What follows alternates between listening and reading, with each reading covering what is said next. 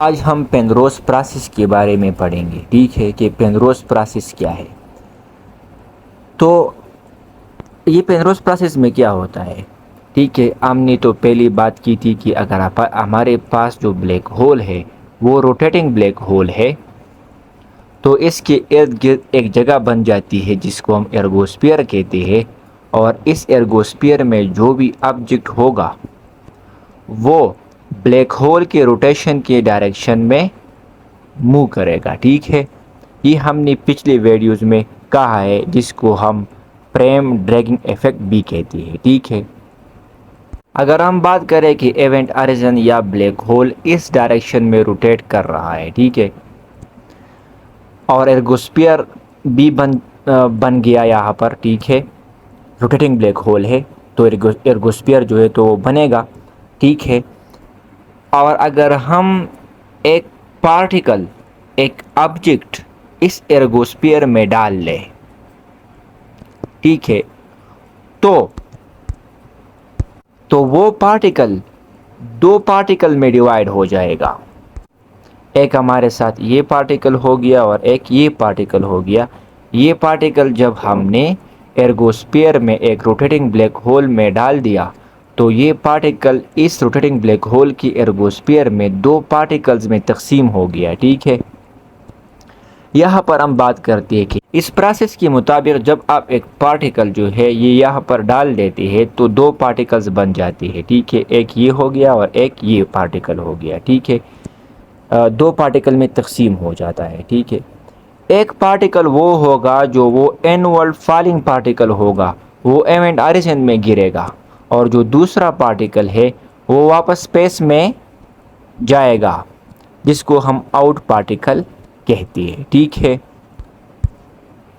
तो इस प्रोसेस के मुताबिक जब हमारे साथ एक पार्टिकल दो पार्टिकल्स में डिवाइड हो जाए, ठीक है, तो जो एनुअल फॉलिंग पार्टिकल है उसकी मोशन, उसकी रोटेशन के डायरेक्शन इवेंट हॉरिजन और ब्लैक होल के रोटेशन की अपोजिट होगा।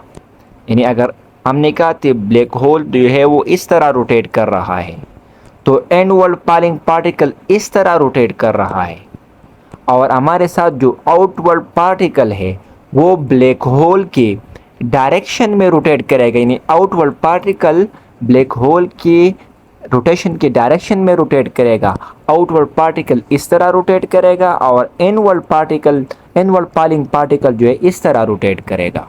ठीक है, तो हमने कहा कि इनवर्ड फॉलिंग पार्टिकल जो है ये इस तरह रोटेट करेगा और ब्लैक होल इस तरह रोटेट कर रहा है। ठीक है, तो inward falling particle black hole के रोटेशन के अपोजिट रोटेट कर रहा है। ठीक है, तो ये अपना एंगुलर मोमेंटम लॉस करेगा।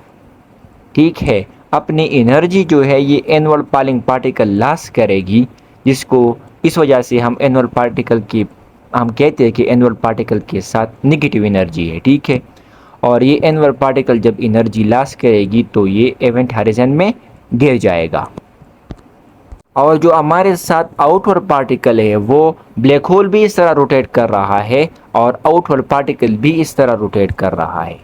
तो इस वजह से क्या होगा कि आउटवर्ड पार्टिकल के साथ और एनर्जी ज़्यादा हो जाएगी। ठीक है, और ये आउटवर्ड पार्टिकल जो है यहाँ से क्या करेगा, एस्केप करेगा, क्योंकि इसके साथ ये जो है ब्लैक होल के रोटेशन के डायरेक्शन में रोटेट कर रहा है, तो इसके साथ एनर्जी और बढ़ जाएगी, जिसको हम कहते हैं कि आउटवर्ड पार्टिकल के साथ पॉजिटिव एनर्जी है, मतलब एनर्जी गेन है आउटवर्ड पार्टिकल के साथ।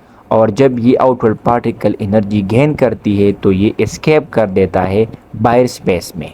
ठीक है, अब जो पार्टिकल बाहर आ गया स्पेस में, आउटवर्ड पार्टिकल, इसके साथ जो एनर्जी है ये अगर हम कंपेयर करें पेरेंट पार्टिकल के साथ, जिस पार्टिकल को हमने डाल दिया था एर्गोस्फीयर में, तो आउटवर्ड पार्टिकल की एनर्जी उस पेरेंट पार्टिकल से ज़्यादा है।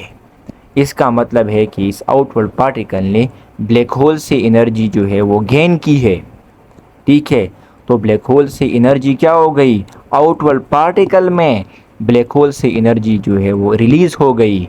इस प्रोसेस को हम पेनरोस प्रोसेस कहते हैं। ठीक है, तो ये पेनरोस प्रोसेस जो है ये थ्योरेटिकल मैकेनिज़्म है, ठीक है। ये एक फिजिस्ट था रॉगर पेनरोज, उसने सिर्फ सजेशन दी थी कि हम एक रोटेटिंग ब्लैक होल से एनर्जी निकाल सकते हैं एक प्रोसेस के ज़रिए जिसको हम पेनरोज प्रोसेस कहते हैं। ठीक है। इस प्रोसेस के मुताबिक अगर हम एर्गोस्फीयर में एक पार्टिकल जो है वो एंटर कर दे तो वो पार्टिकल दो में तकसीम हो जाएगा और इन दो पार्टिकल्स में एक ब्लैक होल की तरफ जो है वो गिर जाएगा, ब्लैक होल में गिर जाएगा, और दूसरा पार्टिकल जो है वो स्पेस में एस्केप करेगा। ठीक है। जो भी पार्टिकल ब्लैक होल में गिर गया उसके साथ नेगेटिव एनर्जी थी और उसकी रोटेशन की डायरेक्शन भी ब्लैक होल की रोटेशन के अपोजिट थी। तो जो पार्टिकल ब्लैक होल में गिर गया उसके साथ नेगेटिव एनर्जी है। ठीक है। और इसके बाद अगर आप बात करें जो पार्टिकल जो है वो एस्केप कर गया उसके साथ पॉजिटिव एनर्जी थी, उसने एनर्जी क्या की, गेन की।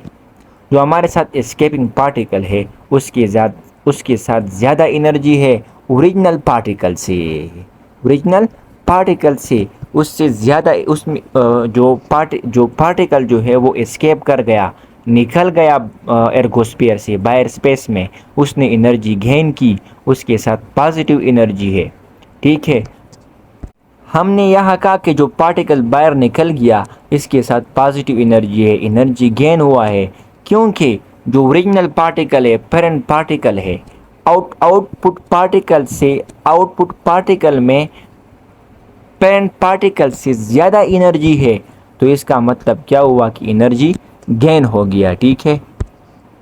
तो इसका मतलब क्या हुआ कि ओरिजिनल पार्टिकल से ज़्यादा एनर्जी है एस्केपिंग पार्टिकल में, आउटवर्ड पार्टिकल में, तो इसका मतलब ये है कि ब्लैक होल से एनर्जी जो है वो एक्सट्रैक्ट हो गई, रिलीज़ हो गई। ठीक है। इस प्रोसेस को पेनरोज प्रोसेस कहते हैं। ठीक है।